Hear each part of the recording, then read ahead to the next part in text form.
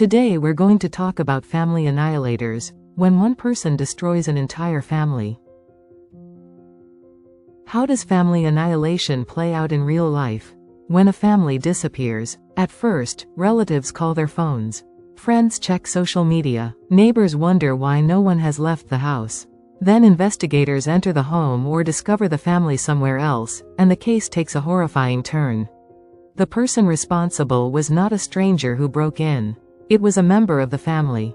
A spouse, a parent, someone who had shared the home, the routines, and the lives of the victims. These cases are often described in the media as family annihilations. Researchers more commonly use the term familicide. But what does that term actually mean? Are these offenders all alike? And do they truly snap without warning? The research suggests a more complicated answer. This begs the question, what is familicide? Definitions vary across studies. In its broadest sense, familicide can refer to one family member killing multiple relatives. A narrower and commonly studied form involves an offender killing a current or former intimate partner and at least one child or stepchild. This distinction matters because not every multiple family homicide has the same victim relationships or motivation. An adult child who kills parents and siblings is not necessarily the same type of offender as a father who kills his spouse and children during a marital separation. Researchers therefore caution against treating all family murders as one uniform phenomenon. It's important to look at what the research shows over dramatized explanations often given in the media. Familicide is rare, which makes it difficult to study. There is no single national database built specifically around the phenomenon, and researchers have used different definitions, samples, and methods. Still, several findings appear repeatedly. Most identified perpetrators in the research are men. Victims commonly include a female intimate partner and one or more children. Offender suicide or attempted suicide is also unusually common. For example, a systematic review of 67 studies conducted across 18 countries found frequent reports of relationship problems, mental health problems, and financial difficulties. But there is an important caution. These are recurring characteristics, not reliable predictors. Financial stress does not cause familicide. Divorce does not cause familicide, nor does depression. Millions of people experience these problems and never become violent. Because many studies do not compare offenders with appropriate nonviolent populations, researchers cannot simply convert these recurring characteristics into a prediction checklist. What we do know is that family annihilators are not all the same. This idea is one of the most important developments in familicide research. For example, Lehm and Reichelman examined 238 American cases of multiple family homicide. Their statistical analysis identified 4 clusters: despondent husbands, spousal revenge, extended parricide, and diffuse conflict. The categories reflected differences in factors such as the offender's age, the relationship between offender and victims, and whether the offender died by suicide. This means a case involving a suicidal husband who kills his spouse and children may differ substantially from a case involving an adult child who kills parents and other relatives. With that, let's look at the 4 clusters. The despondent husbands group primarily involves spouse and child familicides, characterized by older perpetrators and a high prevalence of perpetrator suicide. The spousal revenge group deals with familicides that centered on a spouse or estranged spouse, with other family members also becoming victims. Next is the extended parricide group, who are primarily younger perpetrators who killed parents along with other family members, and finally, the diffuse conflict group that involves more varied victim-offender relationships, often involving family members who did not all share the same household. A different and frequently discussed framework was proposed by Elizabeth Yardley, David Wilson, and Adam Lines after examining 59 cases involving male British family annihilators between 1980 and 2012. They proposed 4 descriptive categories: self-righteous, disappointed, anomic, and paranoid.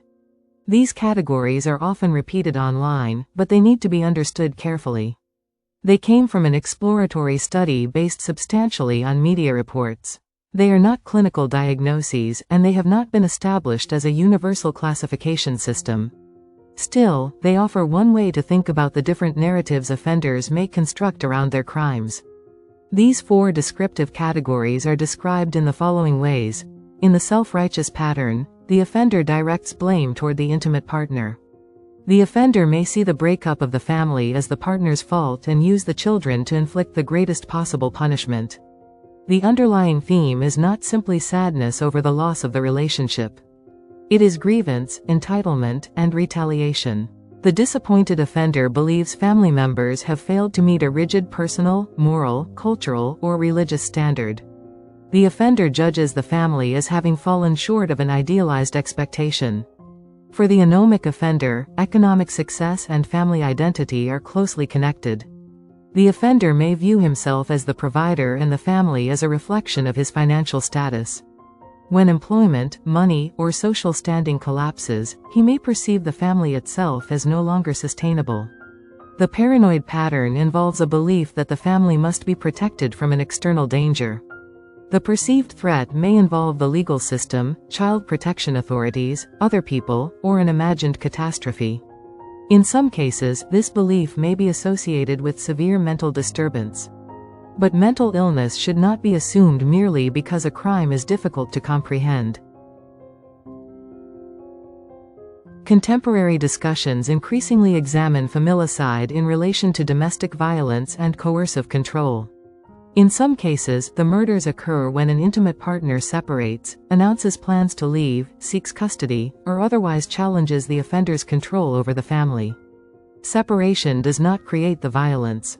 Instead, it may expose or intensify an offender's belief that the partner and children are possessions, extensions of himself, or parts of a family identity that he alone has the right to control. This helps explain why the word love can be misleading in these cases. An offender may describe the family in loving terms while simultaneously treating its members as people whose lives he is entitled to decide. However, the evidence is not identical in every case. Some offenders have known histories of domestic abuse, threats, or controlling behavior. In other cases, no such history is documented before the killings. The absence of a documented history also does not prove that abuse was absent. Domestic violence frequently remains hidden from relatives, neighbors, and institutions. After a familicide, people often say the offender must have suddenly snapped. That explanation may feel satisfying because it separates the crime from everything that came before it. But it can also be misleading. The final attack may happen during a short period, while the conditions surrounding it developed over weeks, months, or years. Researchers commonly report antecedents such as relationship deterioration, separation, financial distress, depression, previous threats, domestic abuse, substance misuse, or previous suicidal behavior. Some crimes also involve clear preparation or conduct inconsistent with a completely spontaneous loss of control. That does not mean every familicide is carefully planned. It means we should not automatically interpret an apparently sudden crime as one that had no history. Snapping is not a criminological explanation. It is often a label placed over a process we have not yet examined. Historical cases can illustrate the phenomenon, but they should not be forced into a typology without sufficient evidence. These cases differ from one another, which is precisely the point. In 1971, John List killed his wife, his mother, and his 3 children in New Jersey. He then left the area and lived under another identity for nearly 18 years before the FBI arrested him in Virginia in 1989. The case is often discussed in connection with financial collapse, religious rationalization, extensive planning, and flight. However, those facts should be distinguished from attempts to retrospectively diagnose List or neatly assign him to a modern offender category. More recently, Chris Watts murdered his pregnant wife, Shanann, and their 2 daughters in Colorado in 2018. He initially claimed that his family had disappeared, participated in media interviews asking for their return, and later pleaded guilty to their murders.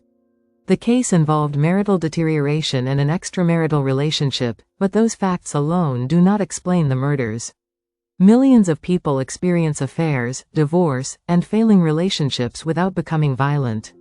Watt's case illustrates the danger of mistaking a familiar life stressor for a complete causal explanation. Another unresolved case involves Robert William Fisher, who is accused of murdering his wife and 2 children and setting fire to their Arizona home in 2001. Fisher was placed on the FBI's 10 Most Wanted Fugitives list in 2002. He was removed from that particular list in 2021 because he no longer met its criteria, not because the case was resolved. He remains wanted by the FBI. And familicide is certainly not confined to the past. In July 2026, another devastating case occurred in Grand Haven Township, Michigan. Firefighters responding to a burning home discovered an entire family of 8 dead inside. Investigators subsequently determined that 47-year-old Christopher Karolkovich had fatally shot his wife, Amanda, and their 6 children before killing himself. The children ranged from 5 to 15 years old. 4 were the couple's biological children and 2 had been adopted. Autopsies determined that all 8 family members died from gunshot wounds. Investigators also found evidence that fires had deliberately been set in multiple locations throughout the house after the shootings. As of this video, investigators have not established a definitive motive. And that uncertainty is important. The case fits the basic characteristics of a familicide-suicide, but knowing what happened does not necessarily tell us why it happened. Applying one of the established topologies simply because certain details appear similar would go beyond the available evidence. The Michigan case is also a reminder that family annihilation is not merely a historical phenomenon. It continues to occur today. Only weeks later, another case occurred in Winfield, Kansas. In August 2026, authorities said Ronald Williams Sr. killed his partner, Kelly George, and their 4 young children before killing himself. Williams reportedly called 911 and told police what he had done. Officers arriving at the house subsequently heard a gunshot, and all 6 family members were later found dead. Perhaps even more important for understanding the diversity of these crimes is a recent case from Plant City, Florida. Another case from early 2026 illustrates something easily obscured by the phrase family annihilator. Women can be perpetrators too.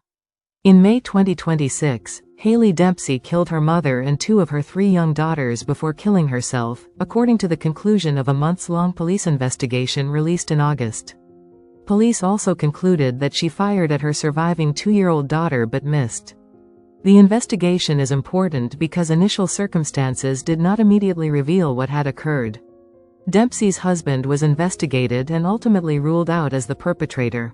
Police had also been called to the family's home several times during the days preceding the killings amid marital conflict and increasingly concerning circumstances.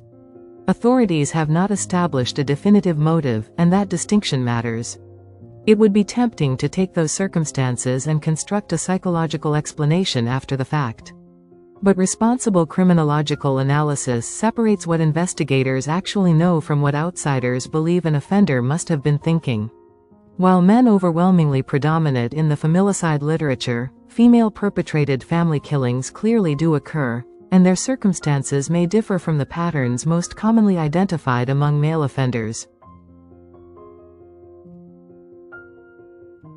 The problem of defining terms and trying to apply motives and causes in real cases is not just an academic concern.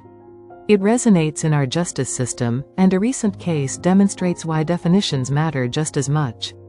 In 2023, Massachusetts mother Lindsay Clancy killed her 3 young children and attempted to kill herself.